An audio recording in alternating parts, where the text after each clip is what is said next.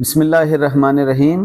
अल्लाहुम्मा सल्लि अला सय्यिदिना मौलाना मुहम्मदिन व अला आलि सय्यिदिना व मौलाना मुहम्मदिन व बारिक वसल्लम सल्लल्लाहु। आज की कानूनी बैठक, जैसा कि आप दोस्तों को इन्फॉर्म कर दिया गया था कि आज हम इस कानूनी बैठक पे 9C यानी CNSA के ट्रायल को इम्तनाह मंशियात जिसे कहा जाता है, यानी जब किसी से कोई नारकोटिक्स रिकवर होती है तो उस पर कैसे FIR होती है, उसका ट्रायल कैसे किया जाता है, ये हम आज स्टार्ट करेंगे। होपफुली अगले 2 या 3 नशिस्तों में, 2-3 बैठकों में ये हमारा जो ये डिस्कशन है ये कवर हो जाएगी। आई एम श्योर इंशाल्लाह के जो दोस्त इसको अटेंड करेंगे या सुन लेंगे, इंशाल्लाह 9CB के ट्रायल में उन्हें इंशाल्लाह सारी ज़िंदगी कभी कोई इशू नहीं होगा।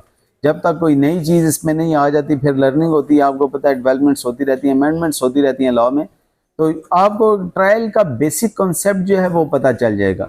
आज हम आपको आज की जो नशिस्त है उसमें हम डिस्कस करेंगे।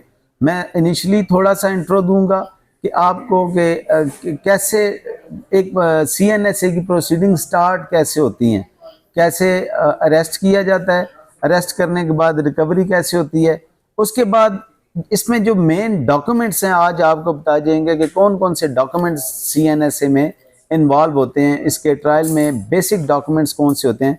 क्योंकि जब तक आप इन डॉक्यूमेंट्स को नहीं समझेंगे उस वक्त तक हम इसके ट्रायल नहीं कर सकते। देखें, ट्रायल बेसिकली आपने ट्रायल में क्रॉस एग्जामिनेशन करनी होती है।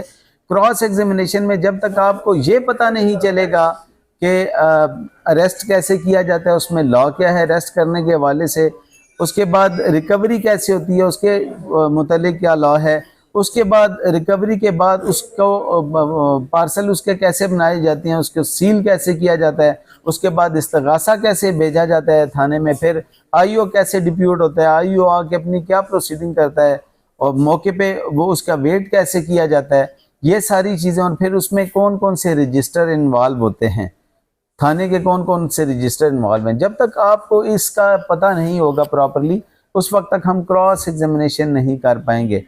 Similarly even at bell stage हम ये बातें हाईलाइट नहीं कर पाएंगे। जब आपको ट्रायल का सारा प्रोसीजर पता होगा तो फिर इंशाल्लाह नारकोटिक्स केसेस में कभी भी आपको कोई इशू नहीं होगा।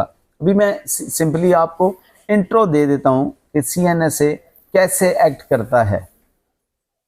इसमें सबसे पहले देखें, 2 ही तरीके होते हैं। एक तो होता है कि बाय चांस वो पुलिस वाले किसी जगह पिकेट पे खड़े होते हैं और वहाँ पे वो सर्च कर रहे होते हैं और बाय चांस उन्हें कोई बंदा मशकूक नज़र आता है। मशकूक कैसे नज़र आता है कि उसके फेस एक्सप्रेशन ऐसे होते हैं, वो पुलिस को देखता है तो देखते ही पुलिस को उनके फेस एक्सप्रेशंस जो हैं वो चेंज हो जाते हैं। उनको फीलिंग्स आती हैं इस चीज़ की कि शायद इस बंदे में, इसके पास कोई ऐसी प्रोहिबिटेड चीज़ है जिसकी वजह से ये ऐसी हरकत कर रहे हैं। तो एक सबसे पहला तरीका तो ये होता है कि बाई चांस वो उसे देखते हैं और देखने के बाद उन्हें नज़र आता है, फिर उसकी सर्च ली जाती है। तो सर्च के दौरान उसमें से कोई ना कोई ऐसा कॉन्ट्राबैंड बरामद हो जाती है जिसकी वजह से फिर आगे प्रोसीडिंग स्टार्ट होती है। एक तो प्रोसीजर ये है। दूसरा प्रोसीजर, आप अक्सर 9C की जब आप FIRs पढ़ते हैं तो उस पर लिखा होता है कि मुखबरे ख़ास की इतला पर। मुखबरे ख़ास की इतला में आपको बेसिक कॉन्सेप्ट बताता हूँ। होता क्या है कि वैसे तो नहीं पता चलता कि नारकोटिक्स कैसे आ रही है, कैसे ट्रैवल कर रही है, तो इनके अपने सोर्सेज होते हैं। समटाइम्स उस जगह पे इनके अपने मुखबर होते हैं, वो इतला देता है कि फ़लाँ शख्स या फ़लाँ गाड़ी, फ़लाँ बाइक या फ़लाँ सोर्स से नारकोटिक्स इस जगह आ रही है, अगर आप इस जगह से वो इतने बजे तक पहुँचेंगी, इस तरह की गाड़ियाँ होंगी। तो उस तरह की जब इंफॉर्मेशन इनके पास होती हैं तो पुलिस उस इंफॉर्मेशन पे पुलिस एक रेडिंग पार्टी तश्कील देती है। वो रेडिंग पार्टी आती है मौके पे, वो जहाँ भी उन्हें चांसेस होते हैं अरेस्ट करने के, वहाँ पे आके वो पिकेट लगा लेते हैं। वो पिकेट लगाते हैं तो उनको जो इतला होती है, सपोज उन्हें इतला ये है कि वाइट रंग की गाड़ी है, वो करोला हो सकती है, सिटी हो सकती है, या मखसूस इतला भी होती है, या एक जनरल इंफॉर्मेशन होती है कि इस इलाके से इस वक्त तक फ़लाँ ट्रक में, फ़लाँ बस में, या इस तरह वो नारकोटिक्स यहाँ से ट्रैवल करेगी और इस तरह के लोग होंगे, ख़वातीन होंगी, मर्द होंगे, वो इस तरह के, ये उनका अपना सोर्स होता है जो उनको इन्फॉर्मेशन देता है कि इस तरह से वहाँ पे ये ट्रैफिकिंग हो रही है। उस वक्त फिर वहाँ पिकेट लगाते हैं। पिकेट लगा के आपने देखा होगा अक्सर दो तरह के होते हैं ना। पिकेट जब लग जाती है तो पिकेट लगने के बाद एक एएनएफ की फोर्स होती है। अगर एएनएफ फोर्स को इन्फॉर्मेशन होती है तो वो एएनएफ वाले वहाँ पे पिकेट लगा के रहते हैं। अदरवाइज समटाइम्स होता है कि आम थाने वाले जो होते हैं वो भी इसी तरह पिकेट लगा के खड़े होते हैं। आपने देखा होगा पिकेट लगती है तो वो हर गाड़ी को चेक नहीं करते, उसमें मखसूस गाड़ियों को चेक करते हैं। सपोज उन्होंने करोला चेक करनी है और करोला में भी उन्हें पता होता है कि इस तरह का मॉडल आ रहा है, वहाँ इस कलर की गाड़ी आ रही है, जिसमें उन गाड़ियों को वो चेक करते हैं। अब उन गाड़ियों को जब तलाशी ली जाती है मखसूस, हम ट्रैवल कर होते हैं, हम गुजर जाते हैं, हम देखते हैं एक तरह की 3-4 गाड़ियां रोक होती हैं। वो क्यों रोकते हैं? इसमें बेसिक कॉन्सेप्ट ये होता है कि उनको मुखबिर खास ने इतला दी होती है, उनकी जो स्पाई इन्फॉर्मेशन होती है वो ये होती है कि इस तरह की गाड़ी में ट्रैवल होगा, इस तरह के ट्रैक में ट्रैवल होगा। आगे बढ़ते हैं। इस इंफॉर्मेशन पे जब पिकेट लगती है, दो तरह का मैंने बता दिया। एक तो ये होता है कि बाई चांस उन्होंने पिकेट लगाई हुई है और बाई चांस उन्होंने देखा, या वो किसी जगह रुके हुए उन्होंने देखा कि एक शख्स आ रहा है। उसने जब पुलिस पार्टी को सामने से देखा तो बाइक वापस कर लिया, खुद वापस हो गया। आमतौर पे अल्फाज होते हैं जो हमें देखते ही उल्टे कदमों पे वो पलटा, तो हमने उससे मशकूक जाना और हमारा मुलजमान उसको जो पकड़ लिया। एक ये भी हो सकता है सोर्स। एक और सोर्स उसका ये भी होता है कि अब वहाँ पे ये खड़े हैं और बाई चांस उन्होंने गाड़ी की तलाशी ली, ऊपर बस के ऊपर आए या गाड़ी में उन्होंने देखा कि अक्सर केसेस में ये भी होता है कि एक बंदा लिफ्ट ले लेता है या 4-5 लोग शादी पे जा रहे हैं, किसी एक के पास नारकोटिक्स होती है, बाकी को इन्फॉर्मेशन ही नहीं होती। तो वो जब आते हैं गाड़ी के अंदर, यूं देखते हैं, आई टू आई कॉन्टेक्ट करते हैं, तो एक बंदा ना वो उसके होंठ वहाँ पे खुश्क हो जाते हैं। एक बंदा देख के यूं मुंह दूसरी तरफ फेर लेता है।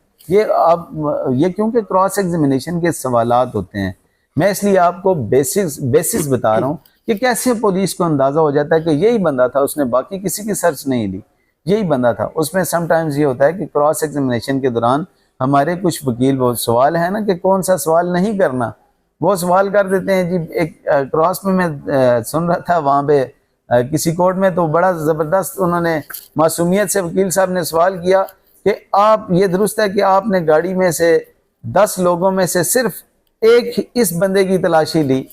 उसने कहा जी इसी की। कहते हैं आपने क्यों तलाशी ली? उसने कहा क्योंकि ये देखते ही इसके चेहरा जो है, मुझे देख के इसका चेहरा पीला जर्द हो गया, इसके होंठ खुश्क हो गए, तो मुझे अंदाज़ा हुआ, शक हुआ कि इसके पास कुछ है।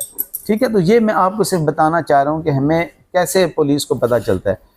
उन्होंने देख लिया इसको, जैसे ही मशकूक जानते ही उन्होंने इसको पकड़ लिया, इसकी सर्च ली, सर्च किया, इसी तरह गाड़ी को देखा, गाड़ी की इतला थी, गाड़ी को रोका और उन्हें इतला थी कि गाड़ी के किसी खास पोर्शन पे नारकोटिक्स मौजूद होगी। वहाँ से वो नारकोटिक्स को देखते हैं और नारकोटिक्स वहाँ से रिकवर हो जाती है। अब मुख्तलिफ सोर्सेज है ना, अब ये बड़े इंटरेस्टिंग केसेस होते हैं। आप देखेंगे कि एयरपोर्ट पे स्पेशली, अदरवाइज आते जाते ये लोग मखसूस ज़राए से ये इनहेल कर लेते हैं, कैप्सूल्स खा लेते हैं या कैप्सूल इनटेक कर लेते हैं। पखाने वाली जगह पे इन्होंने कैप्सूल्स बना के उसमें नारकोटिक्स रख के ना वो पखाने वाली जगह पे वो छुपा लेते हैं। और उसके बाद होता है, अब वो ऐसा ही वो किसी मशीन में भी नहीं आता। ऐसे में ना वो जो उसका घबराया हुआपन होता है ना, देख के नारकोटिक्स वाले, जब उन्हें एएनएफ वाले या बाकी वो देखते हैं, उनको अंदाज़ा हो जाता है इसके बंदे के पास कुछ ना कुछ है, वो तलाशी लेते हैं, नहीं मिलता। फिर फाइनली उनको उनकी स्पेशल सर्च की जाती है। जब स्पेशल सर्च करते हैं तो उस वक्त पता चलता है कि ये कैसे कैसे होते हैं। खुसूसन आपने अफ्रीकन देखे होंगे, यहाँ पे अफ्रीकन लेडीज़ होती हैं, अफ्रीकन ये लोग होते हैं जो यहाँ से आते हैं, उनके पास जो सूडानी होते हैं काफ़ी सारे, उनसे जो रिकवर होती है, उन्होंने भी अपने प्राइवेट पार्ट्स पे नारकोटिक्स को छुपाया होता है। ये आप देखेंगे, क्योंकि बड़ी खुल के बात करने की इसलिए ज़रूरत है कि हमारे पास ये केसेस आएंगे, उनमें डिफरेंट सिचुएशंस होंगी। आज क्योंकि हम सिर्फ रजिस्टर्स के मुतालिक करेंगे, तो मैं आपको इससे थोड़ा सा आगे चलता हूँ और आपको मैंने सिचुएशन क्रिएट करनी है। उसके बाद उमैर खालिद साहब जो हैं, उनसे रिक्वेस्ट की हम लोगों ने कि वो आज इस पे रिसर्च करके आए हैं, वो आपको वो 3 जो बेसिक डॉक्यूमेंट्स हैं उन पे ये बताएंगे, उनकी डिटेल बताएंगे। जब किसी भी जगह किसी तरह से रिकवरी होगी, क्योंकि काफ़ी डिटेल है, सिर्फ रिकवरी पे हम बात करेंगे तो काफ़ी लेंथी हो जाएगा, तो मैं कट शॉर्ट करता हूँ कि किसी तरह से भी नारकोटिक्स रिकवर हो गई। सर्च करते हैं, सर्च करने में रेडिंग पार्टी में जितने लोग होते हैं उनमें से कोई भी सर्च कर सकता है। ये ज़रूरी नहीं कि वो जो आईओ है, सब इंस्पेक्टर रैंक है, एएसआई रैंक है, या कोई पुलिस कांस्टेबल है वही सर्च करे। कोई भी इसमें सर्च कर सकता है, वो खुद भी कर सकता है, या जो करीब तरीन है या जिसे वो आईओ ऑर्डर करेगा कि आप सर्च करो, वो उसकी सर्च कर सकता है। सर्च करने में जब उससे नारकोटिक्स कॉन्ट्राबैंड बरामद हो जाता है, उसकी हम आपको कोशिश करेंगे कि अगली किसी बैठक में नारकोटिक्स की इकसाम भी बताएं कि इसमें कौन कौन सी चीज़ें नारकोटिक्स में आती हैं, कौन सी नहीं आती। और अब जो लेटेस्ट इसमें आइस का चल रहा है, सबसे घिनौना जो है, अल्लाह ताला सबको, उनके बच्चों को, अहले खाना को इस बीमारी से, इस बुरी आदत से महफूज रखे, उसके मुतालिक भी बताएंगे कि ये क्या है। इसमें नारकोटिक्स की जितनी जितनी इकसाम है वो भी हम डिस्कस करेंगे। नारकोटिक्स रिकवर हो जाती है, सर्च करते हैं, सर्च करने में रिकवर हो जाती है। जब उसमें सर्च मुख्तलिफ पार्ट से रिकवर हो सकती है, गाड़ी से रिकवर हो सकती है, उसके बाद उसके हाथ से रिकवर हो सकती है, किसी बैग से रिकवर हो सकती है।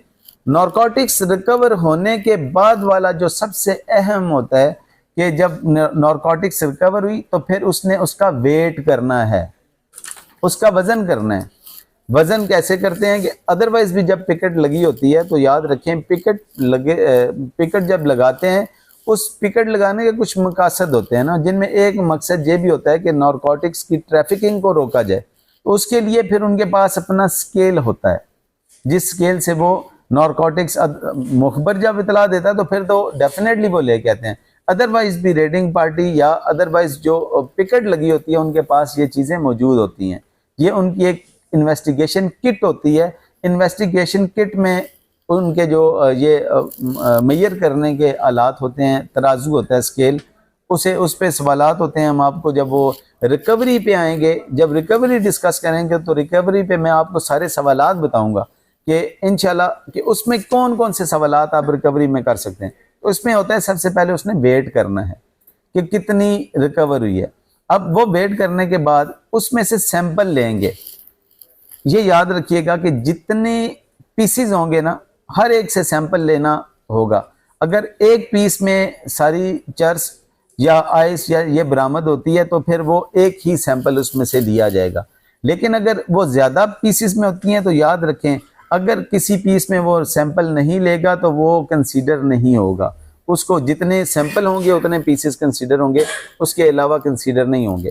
तो इसके बाद वो जब दो तरह का उन्होंने किया ना वेट, एक वेट उन्होंने किया टोटल जो रिकवर्ड नारकोटिक्स है उसका, दूसरा वेट किया उन्होंने जो पार्सल उसमें से सैंपल लिया ना उसको अलग कर लिया। अब ये करने के बाद वो फर्द बनाता है। आईओ जो है उसने फर्द बनाना है कि फर्द मकबूजी होता है, जिसमें से वो कहेगा जी कि इसके पास इस वक्त फलां विटनेसेस की मौजूदगी में ये चीज़ रिकवर हुई है जिसमें से इतना सैंपल बना दिया गया। ये फरदाद बनेंगे मौके पे। फरदाद बनने के बाद ये मैं सिर्फ इंट्रो दूंगा, आपको डिटेल उमैर खालिद साहब बताएंगे, ठीक है। फरदाद बनने के बाद ये होगा कि वो इस्तगासा लिखेगा, वहाँ से ये इस्तगासा मीन एप्लीकेशन लिखेगा आईओ। वो आईओ नहीं बल्कि जो रिकवरिंग ऑफिसर होगा वहाँ पे वो एप्लीकेशन लिखेगा। और एप्लीकेशन लिखने के बाद रेडिंग पार्टी से या पिकेट पे जो लोग मौजूद थे उन्हीं लोगों में से किसी एक को, स्पाई लेवल के किसी को, हवलदार को, किसी को भी, इवन एएसआई को वो भेज सकता है। किसी को वो इस्तगासा दे के भेजेगा कि आप थाने जाओ, थाने जाके इतला दो। मीनवाइल वो सारे वहाँ पे ही मौजूद होंगे।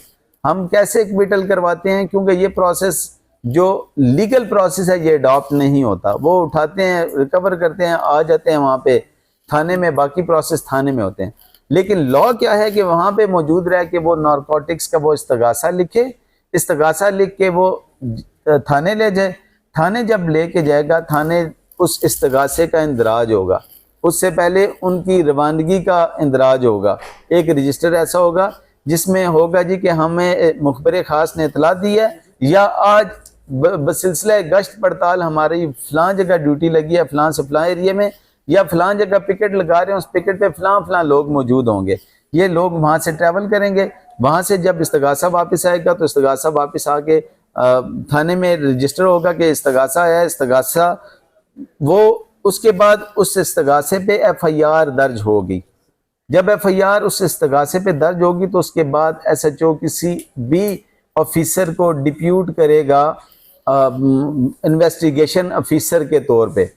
अब इन्वेस्टिगेशन ऑफिसर वो FIR इंदराज के बाद जो भी डिप्यूट होगा वो वहाँ पे वापस आएगा, वापस आके यहाँ पे मौके पे फिर वो अपनी इन्वेस्टिगेशन स्टार्ट करेगा। जब IO आएगा, IO ASI सब इंस्पेक्टर कोई भी किसी रैंक का ऑफिसर जो है वो IO के तौर पे आ सकता है। वो आएगा मौके पे आके वो फिर उसके बाद आके इन्वेस्टिगेशन करेगा, 161 की स्टेटमेंट लिखेगा किसकी, जिसने रिकवर किया और उसके रिकवरी के विटनेसेस की। उसके बाद वो जो हैंड ओवर करेगा उसको जो भी रिकवर्ड मटेरियल होगा वो उनको हैंड ओवर करेगा। फिर वो वहाँ से 171 की 172 की वहाँ पे वो ज़िम्नियाँ तैयार करेगा। ज़िम्नियाँ तैयार करने के बाद फिर वहाँ से उसे अरेस्ट करके फिर वहाँ पे थाने में ले आया जाएगा। यहाँ पे कौन से रजिस्टर होंगे जिन पे आके उसकी एंट्री डलेगी।